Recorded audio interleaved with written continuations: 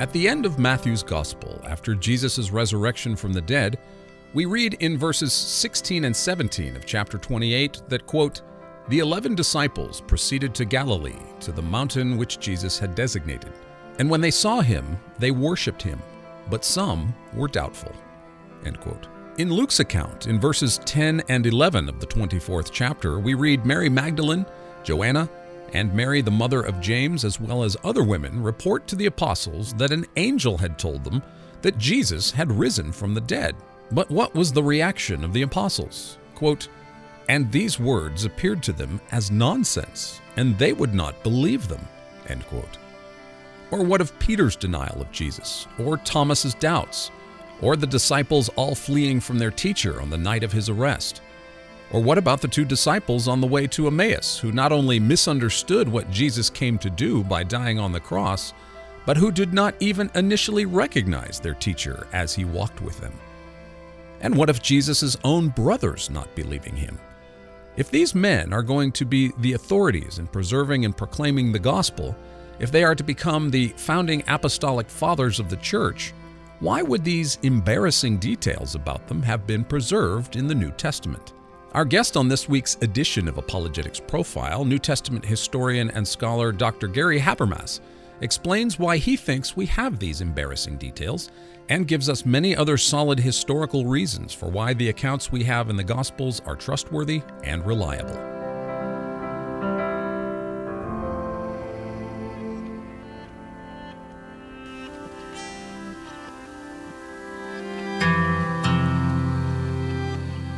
So come and see afresh who this itinerant man from Nazareth is, the Son of Man with no place to lay his head.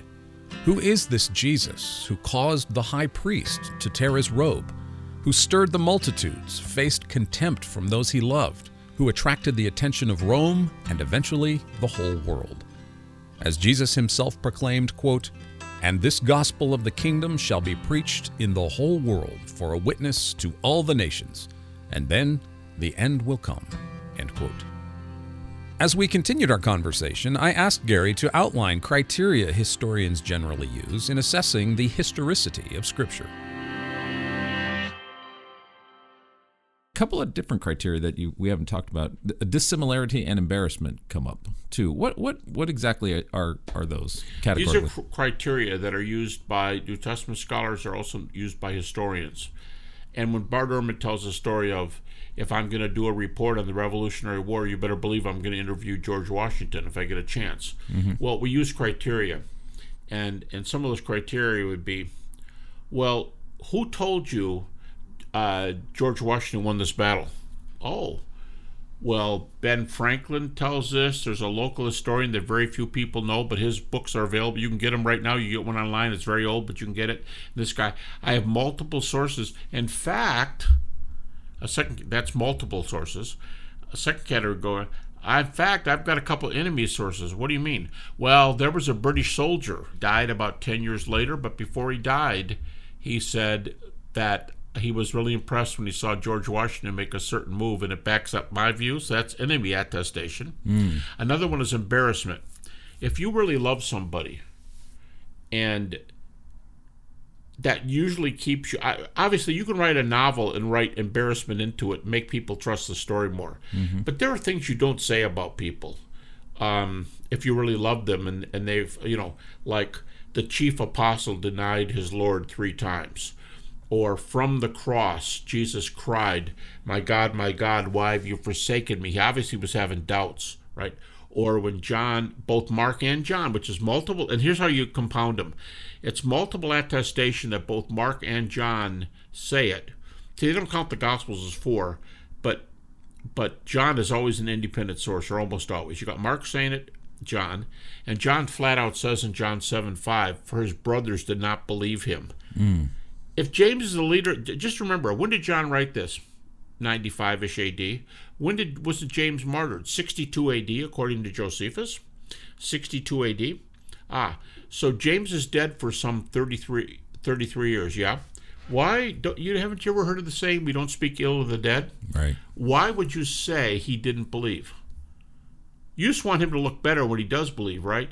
Well, that could be true. I want him to look better when he does believe, but that doesn't explain why I told the story that he was a loser beforehand. Yeah. And there's a lot of those things in the Gospels over and over and over, not just Peter and Jesus and John. What about Paul being a persecutor? That's probably the chief one. What was it, the women that they believed that the men initially believed the women's testimony was foolishness? That's Luke. Luke 24, when the women came back and said, they didn't see Jesus. I mean, they didn't report that right there. They said, we saw the angel, the young man who everybody says was an angel, But we saw this fell at the tomb. And it says, the disciples thought they were spreading idle tales. Today we would say, girls, stop gossiping. Yeah. Yeah, so... And then you have in Luke 24, you have the two disciples who don't recognize who Jesus is. Yeah, by the way, two angels, I think, in Luke. But I think I said one. Even so, you got cases where one angel's speaking. That's no proof that another one's not there. True. If I say to somebody, I was talking to Dan today, that doesn't mean that somebody else wasn't there in the room with us. I'm just not telling that story. And I'm not lying. Right. We didn't mention James, but that doesn't mean James wasn't here. And I'm not lying if I say Dan talked to me. I just didn't choose mention to tell the other that, person. Yeah, it just wasn't relevant at that point. So, but they thought they were spreading idle tales. So that's embarrassing. How about the fact that John says when the women went to the tomb alone, the disciples were hiding behind closed doors for fear of the Jews. Yeah. The men were afraid. I'm not trying to be hard on them, but the men were pretty scared because, they won't beat you girls up, but they sure might beat us up. Although we know when Jerusalem was taken, there were thousands of crucifixions, and we do know from history it's rarer, but they crucified men, women, and children. Oh my goodness! We have examples of these things, but nonetheless, I get the men's point. We have more to risk than you do. Great, but how would you? You still haven't answered why you let the women go to the tomb alone. Shouldn't you guys have at least have gone with them? Come on, guys, where is this? Right. We talk big, but would we have made the same decision? Yeah. So there's a lot of embarrassing. So that's another print. So far we've got multiple attestation, enemy attestation. We have embarrassment. Now the other one you mentioned is dissimilarity. If something is a saying of Jesus teaches it, but it's not in the Old Testament. You don't find this in the Old Testament, and nowhere does this show up in the New Testament. Then Jesus probably said it and applied it to himself, if that's the context. And probably the best example is calling himself the Son of Man. Okay. Now, there is a Son of Man in the Old Testament. Daniel. But it surely is not Jesus. And in the New Testament, not one epistle calls Jesus the Son of Man. Now, which is strange. It was Jesus' favorite designation for himself, and not one epistle says it. Interesting. Now, it does appear in the New Testament. It's in the book of Revelation, but without the definite article. But Stephen, and that's not an epistle, but Stephen in Acts 7 says, I saw Jesus on the right hand of God, the Son of Man on the right hand of God. It appears there. But first of all, I said it's not in the epistles, and it's not. But as far as the Stephen one, it's interesting because the only time that's said it post-Gospels, he's glorified on God's right hand, which proves the exact view they don't want to hear anyway. Right. So it's the glorified one who's deity. So they're just... Another one like that is here's another example of multiple attestation. You have a twofer on the Son of Man and on Jesus being a miracle worker, because there's the way critics do the sources. I can explain this if you want, but there's 5 sources in the Gospels. It's not the Gospel of Thomas or an additional book. Matthew, Mark, Luke, John consists. The source count is critics count 5. How many of those 5 count does Jesus call himself a Son of Man? 5 out of 5.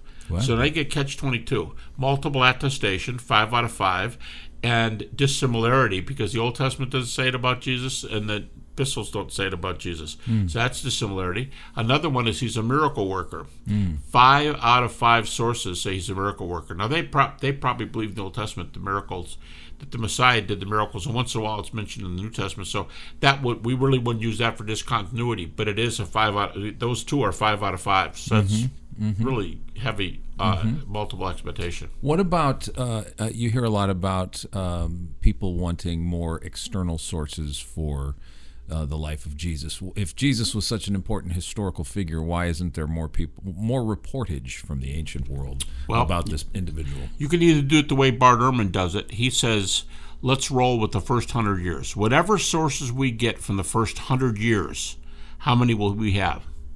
And on the question of the crucifixion, for example, he gets over 15 independent sources for the crucifixion. That's multiple attestation. It's a very strong argument to have over 15 independent sources for the crucifixion. Within the first 100 years. First 100 years. Now, when I did my historical Jesus book, I went about 150 years later. So where Bart would go to from 30 to 130, I would go from 30 to about 170. 150. There's no rule on how far you should go. But I could use Bart's list and get 15. Obviously, if you go 150, that's still fair in the ancient world. I mean, the earliest source for Alexander is almost 300 years afterwards, and the best sources for Alexander are 4.25 to 450, almost a half a millennium for Alexander. Wow. So 150 is not bad at all. And if you go 150, I get upwards of about 20 sources. And what's amazing to me, and I haven't looked into this, but I think it's true. Mount Vesuvius erupted in 79 A.D. Pompeii. And there's only one historically written account of the volcano erupting from Pliny the Younger. And one wonders, where are all the other historians writing about... Running? Yeah. But why do we all, it's such an event, why would we only have one account of it? But we have 15 to 20 accounts of... You can do that with Julius Caesar crossing the Tiber River. Yes. Now, there's not just one, but what I mean is the sources are amazingly small. Yeah. One historian compares the Caesar who's on the throne when Jesus dies, Tiberius, who's the third, Julius, Augustus, and then Tiberius. The third one, there are more sources for Jesus than there are for Tiberius. Wow. So there's a number of examples like that. And then there's two things here. Who has most sources? And then second point, how close are the sources to the originals? That's the amazing thing the Gospels have going for them, because we have extremely close proximity, right? What is the closest manuscript? Is it the Papyri 52, P52, the John Ryland, or what's our closest? It depends on what you're talking about. You talking about the Gospels? The epistles? We could do both, but because the epistles talk about Jesus too. Right. So the earliest epistles and the earliest Gospel manuscripts we have. What are those? Yeah, for John Ryland's. Now that's being reevaluated by some critics now, thinking we were too easy with that 125 date. But on that 125 date, that's only 25 or 30 years after the gospel was written. And that thing was found in Egypt. So it takes a while for it to be copied and taken down to Egypt, and there's only 25 years in between. Wow. Or you have to date John earlier. Was that papyri or parchment? Papyri. It was papyri? Papyri. Mm-hmm. Now, there are two sets of papyri, Chester Beatty and Bodmer, that start about... I think they start around 150 and go to maybe 250. Now, you have to subtract 100 because that's the end of the New Testament. So if you get papyri from 150, that's only plus 50. If it's from 200, that's only plus 100. That's still within Bart Ehrman's deal. Yeah. And when you put the two sets of papyri together, Chester Beatty and Bodmer, you get over 50% of the New Testament. Wow. It's like 59% of the entire New Testament. And 1 Corinthians 15, the resurrection chapter, we have all 58 verses from that early period. Wow. So, I mean, Ryland's not a standalone thing. Bodmer and Chester Beatty are at most 50 to 100 years later. That's still very early. That's fascinating. Yeah, it is. So we just have a plethora. Here's another category: translations. The New Testament was translated into Syrian. It was translated into other languages from that time, and those languages might be 200, 250, 300. I mean, you're getting later, but what I mean is to be translated into other languages tells you that there's an earlier language before that. And Barth says this. He goes, here's the value of multiple sources. If you have 15 sources for the crucifixion, Barth actually has more than 15 within 100 years. Barth's around 17, 18 in 100 years. And he says, whenever you have multiple independent sources and they all tell the same story but they didn't copy, that means the original story is earlier still. Yeah. If they're all saying this, it comes down to this. It's earlier. Now, do you ascribe to, obviously, I know historically scholarly consensus is that there was some kind of oral tradition that pre-existed the Gospels. There's absolutely no question. Yeah. What is that like in the ancient at that time period before you have Matthew, Mark, Luke, and John in the epistles? What is this oral tradition like? Well, I can just reel off a bunch of examples, but let's go through each of the Gospels if you want. Besides Matthew, there is a source called M. M is a source that Matthew has that is not in any other gospel. So that's one of Matthew's. The argument is that's one of Matthew's original sources. to Matthew, something original to Matthew. Original Matthew. So it's an M for Matthew. Someone told me just recently, a scholar, that the view is coming back that Matthew may have written down sayings of Jesus that get copied in, and that's what Papias tells us in 125 AD, only 25 years after the canon, the close. Papias says Matthew wrote down the logia, the sayings. And we have sayings documents, like Gospel of Thomas's sayings document, Q, so-called. Is so there's one, maybe two sources behind Matthew, whatever this logia is and whatever M is. Behind Luke is an L source.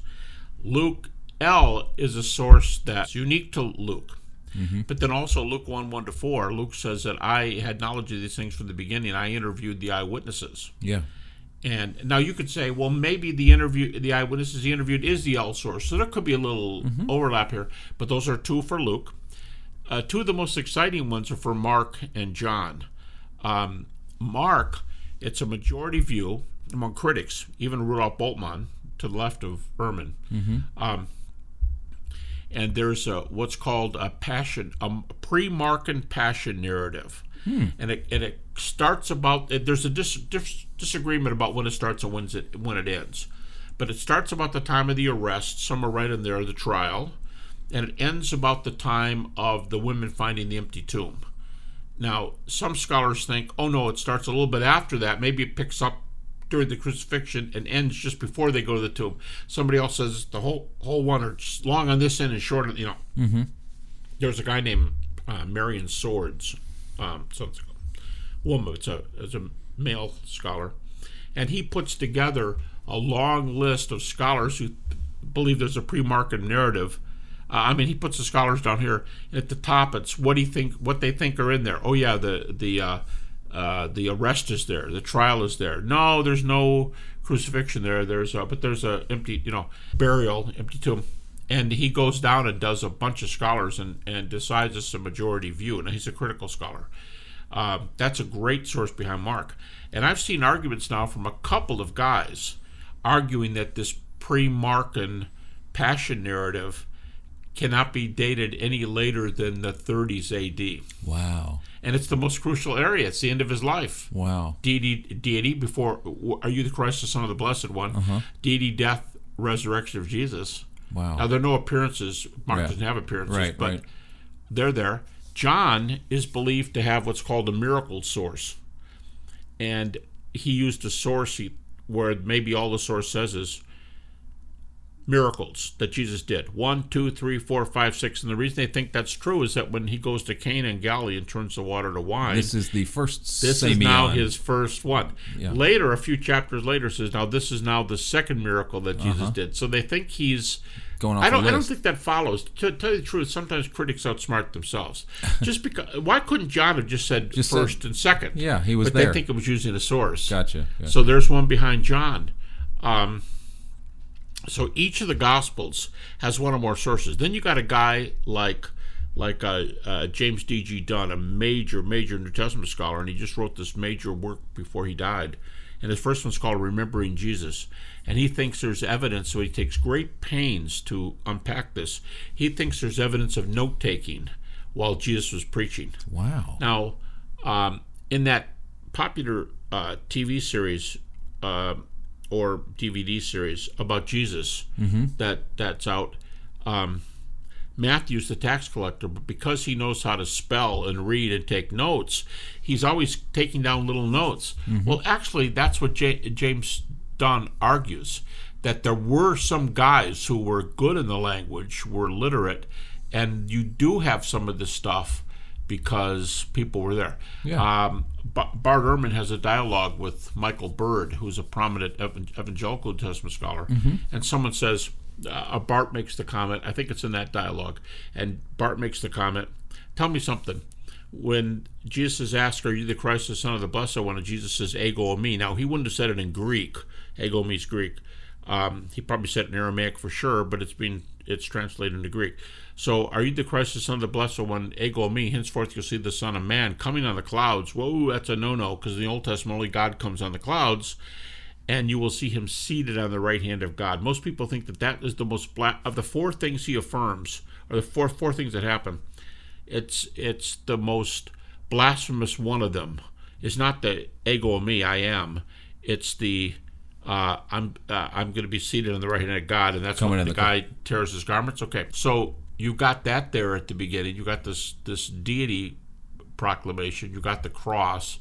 You've got, and these things are backed up by early sources. So when you see Matthew running around taking notes, James Dunn, and what he does is he compares texts to show similarities of what shows more than just a story being told. It shows structure. Sure. And he puts the text right there, and he argues the structure going on here. Yeah. So it's called Jesus Remembered, because what was remembered of him was written down before Matthew or before Luke. Yeah, and Luke gives the account that others have given account in his opening gospel. He does. He says, I talked, having understood of these things from the beginning, including talking to eyewitnesses, he says. Yeah, and his, I think it's Craig Keener who has that mammoth 4-volume work on the historical accuracy of Acts. He's got 4 volumes. It's his, Craig and I tease, because his 4-volume Acts is almost exactly the length of my 4 volumes on the resurrection. Oh, wow, that's fantastic. But,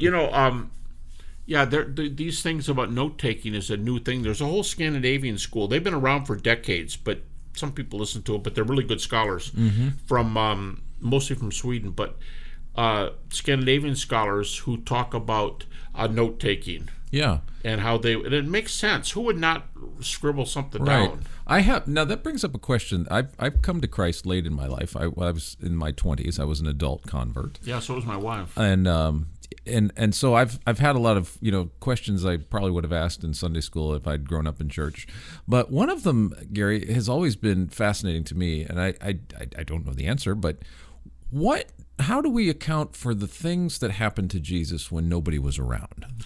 It's amazing you're coming back to this. Bart Ehrman, when he's dialoguing with Bird, he goes, now where would they have gotten this account from? Are you the Christ, the Son of the Blessed One?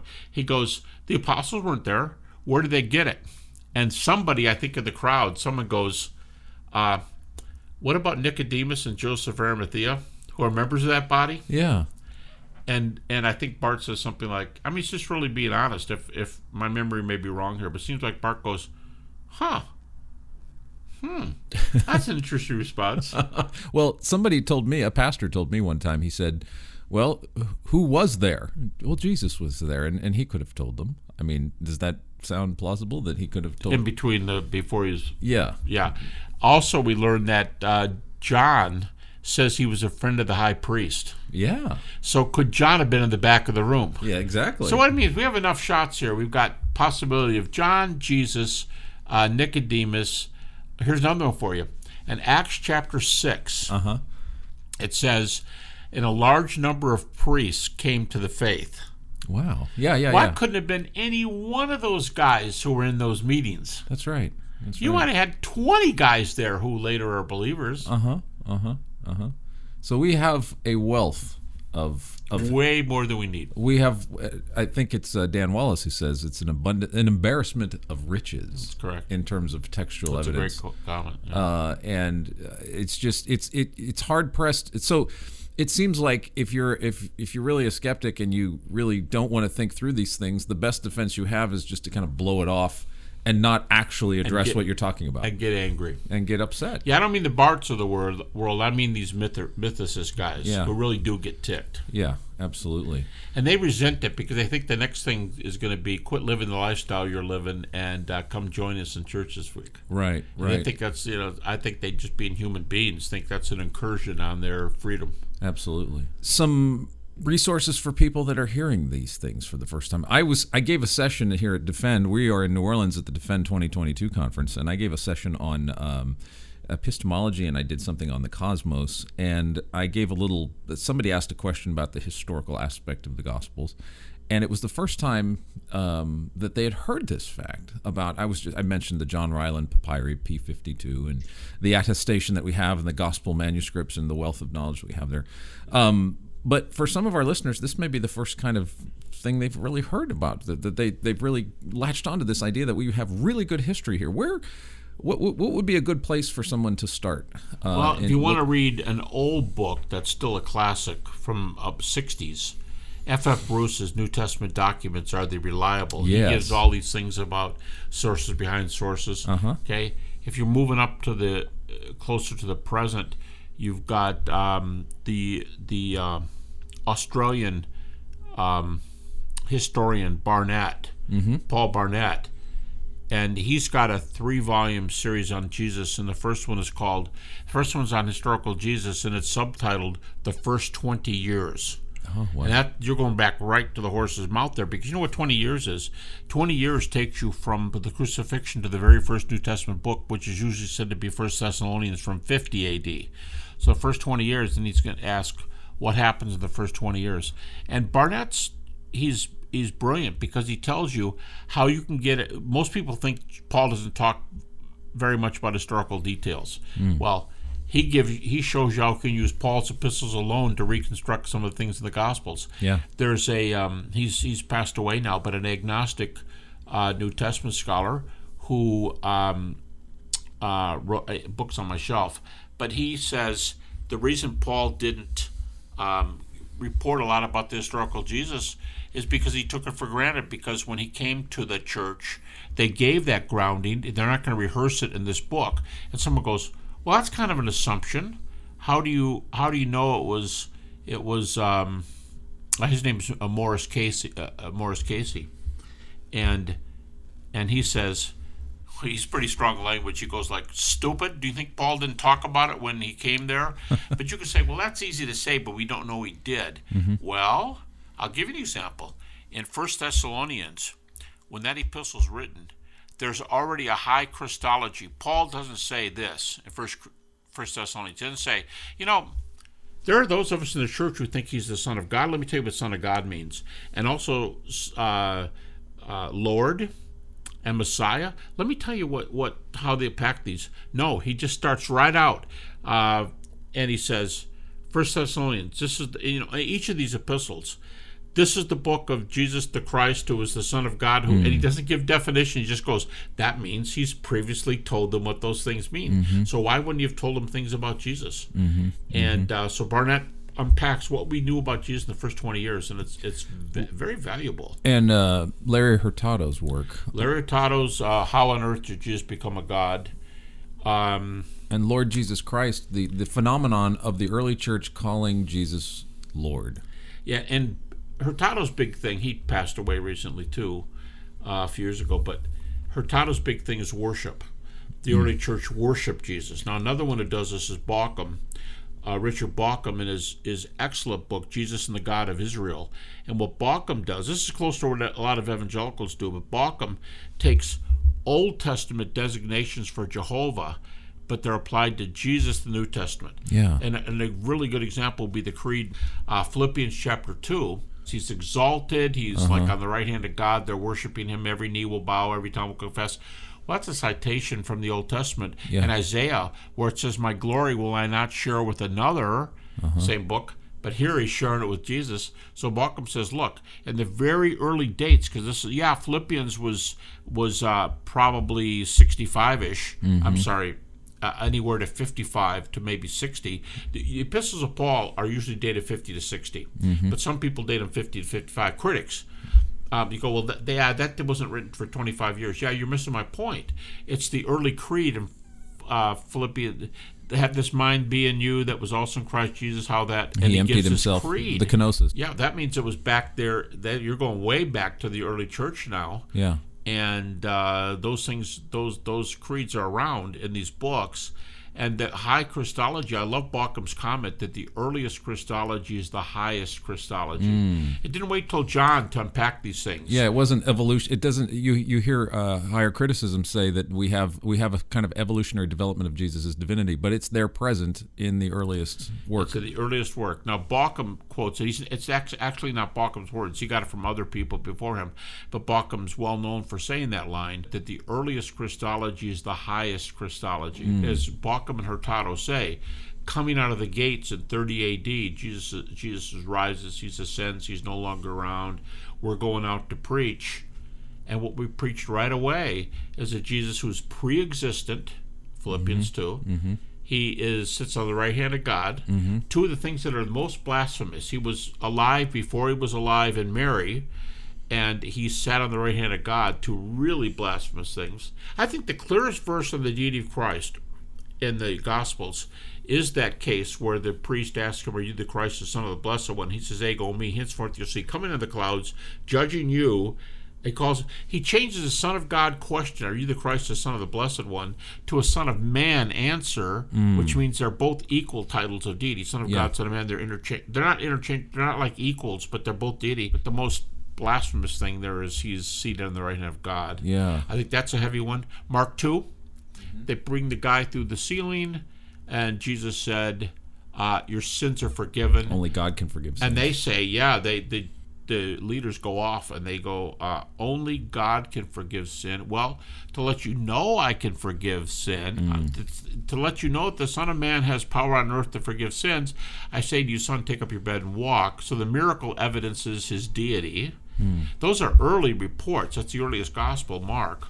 So we get this early Christology. I mean, you're right. Back to Dan Wallace. We have way more data than we need. And the craziest thing here is that except for defining the minimal facts, we haven't really even talked about resurrection. I mean, we've laid some groundwork here. Yeah. But the stuff on, when you get deity, death, resurrection, you've got the gospel. That is the earliest message.